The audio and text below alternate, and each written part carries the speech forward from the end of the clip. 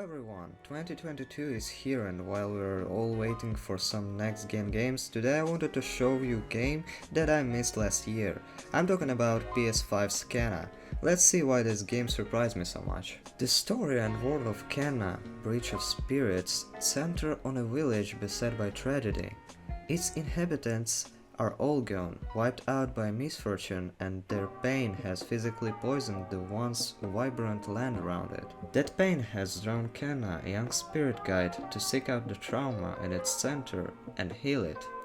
Her link to the spirit realm allows her to help the ghosts of the village find peace, and in so doing, she's able to push back the corruption that has gripped the land, restoring it to its former glory. In practical terms, you do that by wandering the large, semi-open space of the village and its surrounding environs, battling the corrupted spirits of both the people who once lived there and the nature their pain has twisted. Most every interaction comes down to a combination of combat and puzzle solving. Your goal is actually to beat back a host of enemies, freeing up the ability to destroy a nearby corrupted heart, a sort of evil flower bulb. With a blast of spirit energy you can pulse from Kenna with the touch of a button. Kill the heart and the corruption recedes, along with the corrupted enemies. Combat itself is mostly familiar, with Kenna fighting off enemies with the use of her spirit staff. You get light and heavy attacks you can combo together, but even in normal difficulty, enemies hit hard and can knock you off your game if you're not paying attention. Like similar action games, you have a dodge that can get you out of trouble most of the time. And you can generate a spirit shield with limited power that will stop attacks. Take too many hits and the shield breaks, sending you flying and dealing you damage. But if you can time your block just right, you'll parry an enemy and open them up to a counterattack. Both Kenna's puzzles and its combat add a twist in the form of a root, which are little spirit pals you can find in the environment. The root are a bit like Pikmin or the minions seen in games such as Overlord. In combat, you can send them to attack and distract enemies, allowing you to get in a few free hits or attack a weak point. And they're essential to making hearts vulnerable in the middle of the fights, which can allow you to stop enemies from respawning, so you can advance. Even as gorgeous as the land looks, much of it is corrupted. Cleansing the land often involves clearing enemies out of certain corrupted areas before using the root to clean the area. This can sometimes mean sending the rod into a corruption flower and using Kenna's aura to burst it. Other times, it can mean turning the rod into a forestier, which is a snake-like creation that can clear out small bits of corruption piece by piece. The only minor issue with the forestier is players control it and Kenna simultaneously, which can sometimes give the camera fits. That also goes for the game's various puzzles. Outside of combat, rod follow you around or poop up on ledges and bridges as you move through the environment, and can be sent to do contextual actions in the world, like moving climbable objects to help you reach a high platform.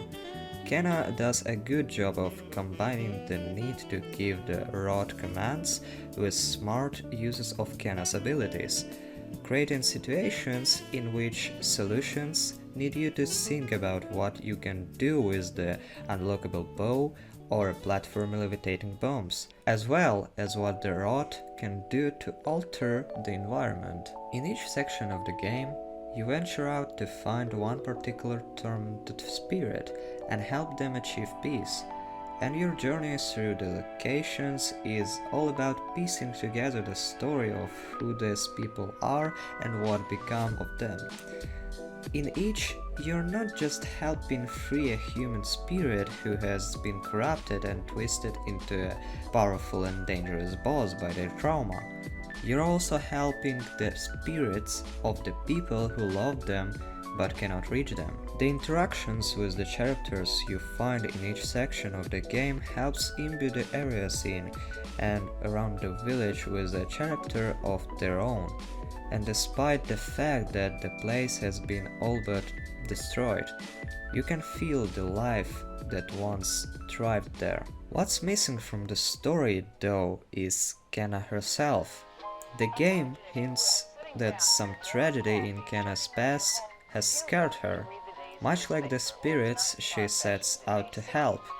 Near the climax of the story, the game digs into some of Kenna's motivations and history, but wraps things up so quickly and neatly that it feels like some aspects of her tale might have just been cut. Kenna is more or less in the same place at the end of the story as at the beginning, and in a game where so much development is given to the stories of the inhabitants of the village, the attention paid to the protagonist feels anemic by comparison. You may be surprised at the number of boss battles that punctuate Kenna's quest through this corrupted world. These encounters put your skill to the test, pitting you against British rivals who can usually take Kenna down with a few rapid blows. The game certainly has some difficult spikes, but this cuts both ways, leaving you immensely satisfied when watching a boss finally tumble as you cling to a silver of health. In between bouts of combat, you'll trek through Kenna's world, clearing the fog by climbing ruins, delving into caves, and solving puzzles. This is where the rod come in handy again. Kenna commanded them to clear pathways and lift objects. Combining these simple mechanics with the traversal powers you acquire over time allows the puzzle performing to become more advanced. It goes without saying that Bridge of Spirits look enchanting, whether playing in 4K or in performance mode on PS5. Naturally, the pre-rendered cutscenes are where Amber Labs really get to flex their muscles, punctuating Kenna's story with some jaw-dropping animated scenes. This isn't quite matched by the game's audio, though the voice acting is still great and the soundtrack adds depth and magic to this mysterious world. The act of meeting and understanding all those other characters is powerful though. Kenna Bridge of the Spirit is ultimately a game about making those connections, just like it's about making a connection with the game world around you through the rod. It centers on characters who tried valiantly but failed to help another, and what dealing with that pain did to them. It's about exploring a world and seeing what it once was, and helping to restore it again. And while Kenna Bridge of Spirit is full of familiar feeling combat and exploration, its ability to find different ways to look at those ideas makes for a beautiful, emotional and exciting journey.